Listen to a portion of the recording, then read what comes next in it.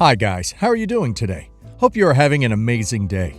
Ready for some new drama from askalawyer?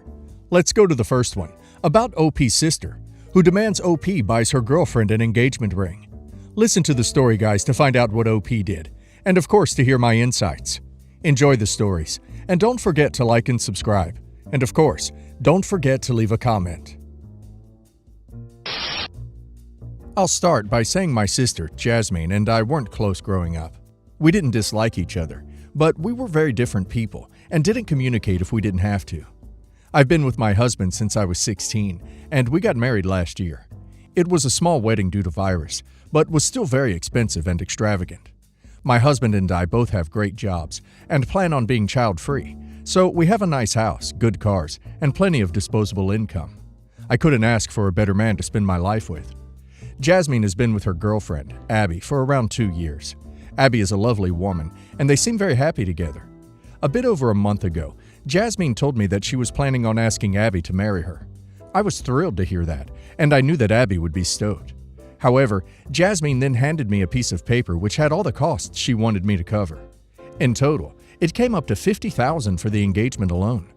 I firmly told her that I was happy to help, but I'm not her personal bank, and if she wanted to get engaged, she would have to find another way to get the money or cut back on expenses. She insisted I paid for at least the ring, which was $35,000. I held my ground and said no. She ended up leaving and didn't talk to me for about a month. I assumed it was over until she suddenly called me and asked if I had the ring yet. She reminded me that the engagement was tomorrow, and I had agreed to get the ring. When I refused, she told me that her life would be ruined if I didn't stop being selfish and do my part. I went over to the shop that sold the ring she wanted, but to no surprise, they didn't have it. I ended up picking an extremely cheap engagement ring, which was only $100 and was visibly fake.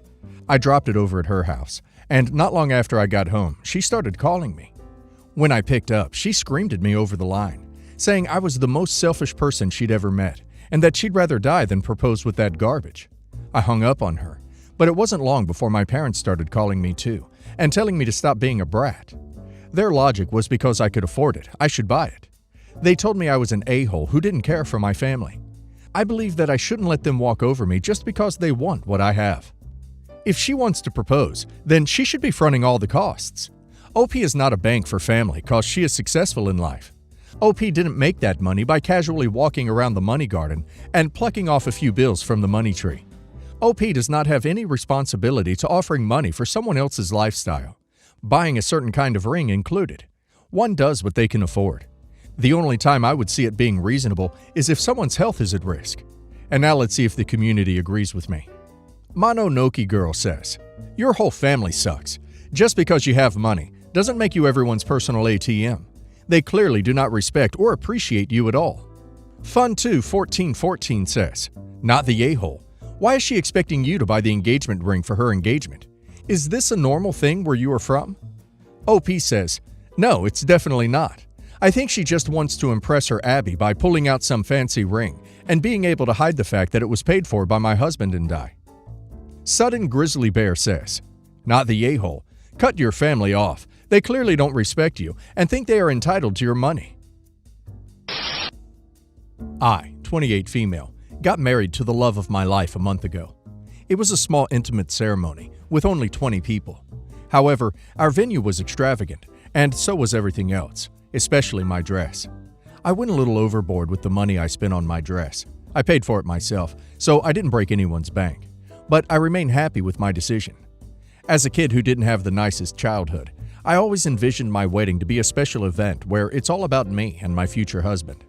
I wanted to feel special and beautiful, both of which I've rarely experienced in my life. This is why we chose to only have the people closest to us attend, and put the remaining of our budget into venue, food, and my dress. One of my bridesmaids was my high school best friend, Andy. She and I have been very close since high school, and she's helped me through a lot. However, back in school, Andy used to be kind of aggressive, even towards me. Obviously, this was all back in school, and I thought she'd significantly grown since then. During the wedding planning, Andy asked me if I had a vision in mind for her bridesmaid's dress. I told her I didn't really care, and she could wear whatever she wanted, as long as it was a light color that would go well with my dress. She picked out a nice rose gold dress that I thought was rather cute, and assumed that was that. A few days before my wedding, Andy calls me and tells me she has a surprise in store for me that she hoped I'd enjoy. I assumed it was a wedding gift, or something of the sort, but boy was I wrong.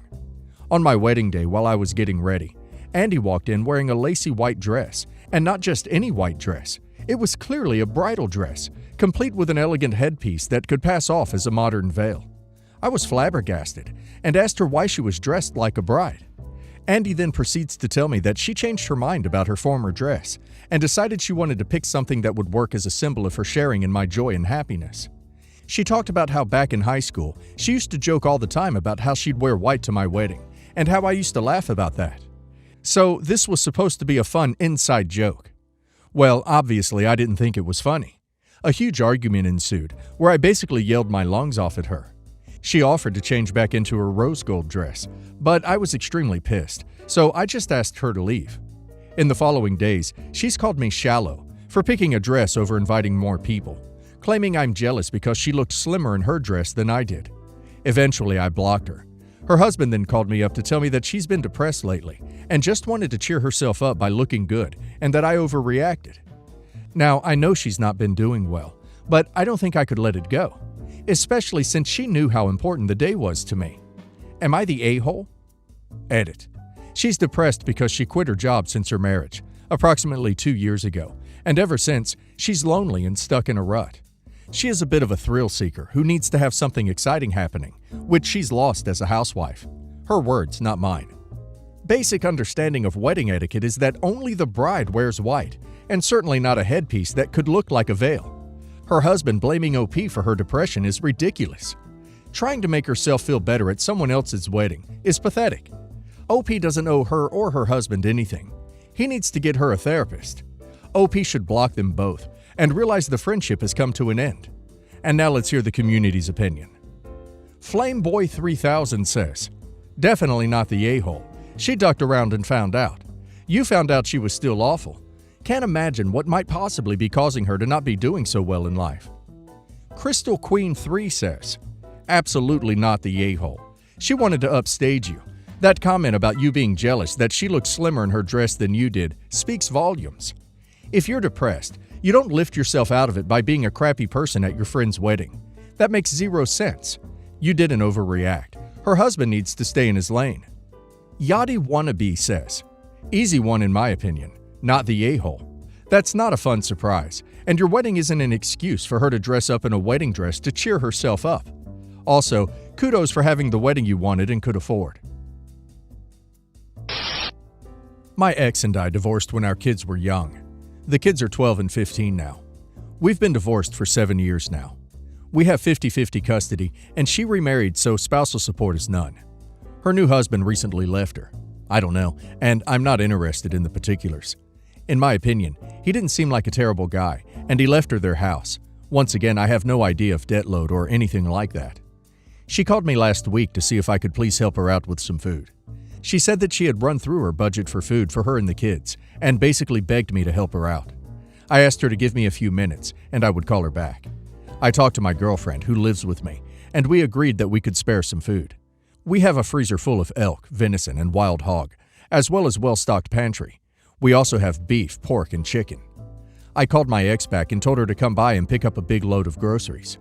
This is where it got weird. She said she didn't want groceries. She wanted me to give her money for Uber Eats or something. I said no. I have 2 weeks worth of food that you can have, but I'm not giving you money for takeout. She called me an a-hole for expecting her to be grateful for my scraps, that I was expecting her to be all domestic. Everything I was going to give her was either frozen meat, canned veggies, fresh vegetables from the garden, and pasta, rice, and unopened cans. I want my kids to eat well. Both of my kids hunt, and my son, the older one, is a pretty good cook. He regularly makes meals for all of us at my house.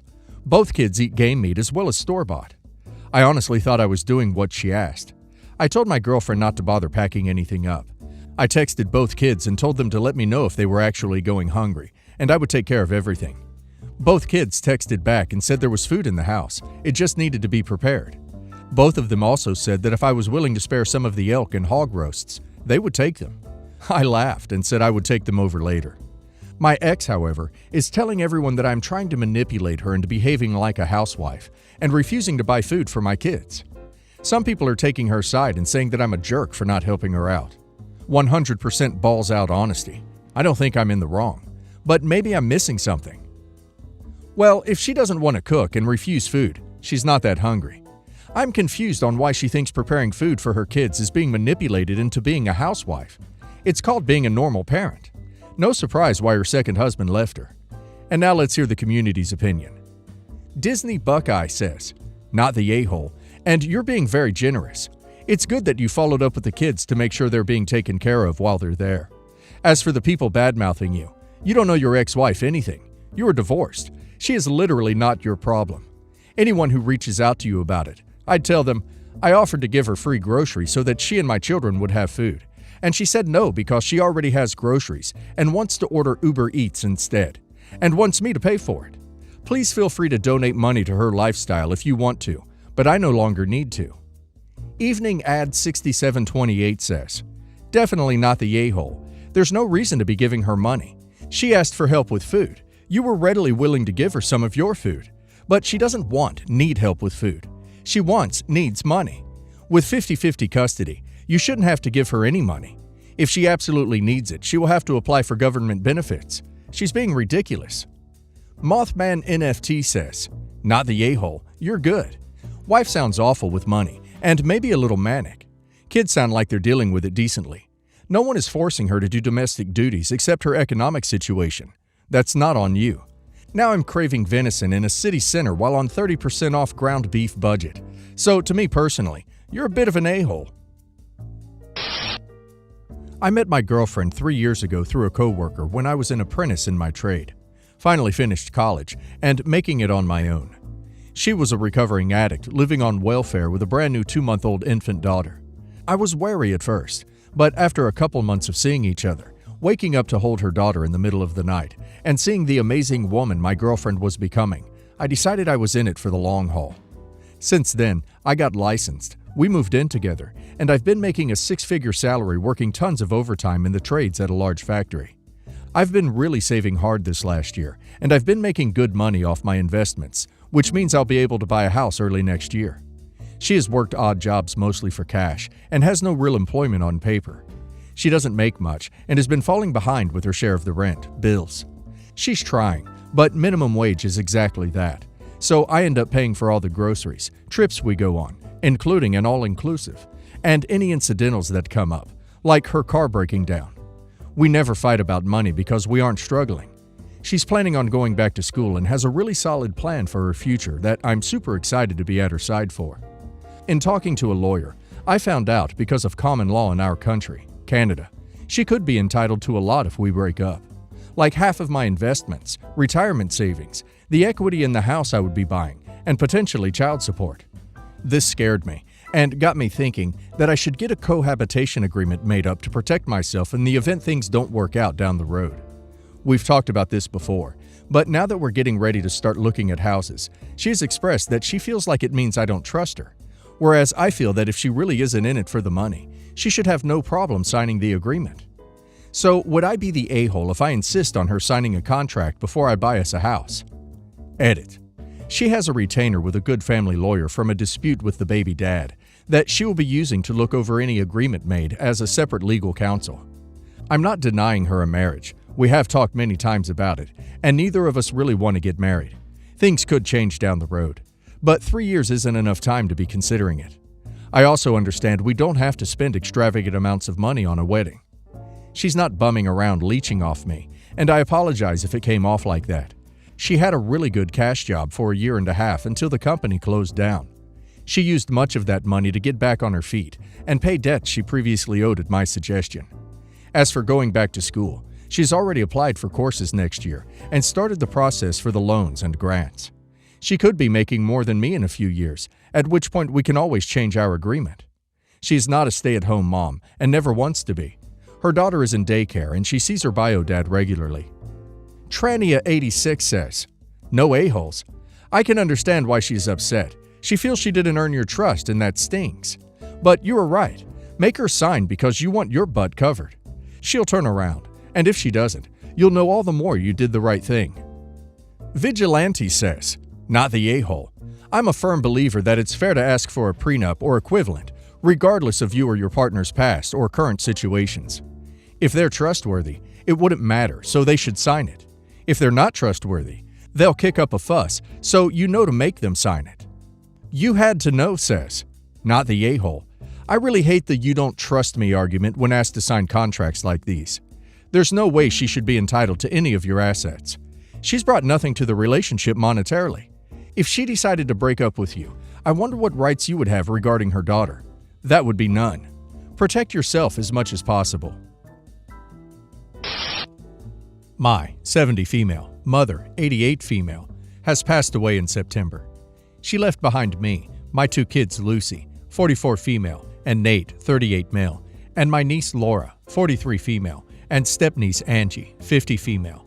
Unfortunately, my brother, father to Laura and stepfather to Angie, has passed in 2017. My dad deceased almost 30 years ago. My dad was the head of the family. He took care of everything, and my mom took his lead. She was a stay-at-home mom, and it's important to know that she was always looking at optics and what other people thought of her. Example, she threw herself onto the floor when she learned that my brother took a Russian wife, who had a child. Angie was 4 at the time, and was divorced already.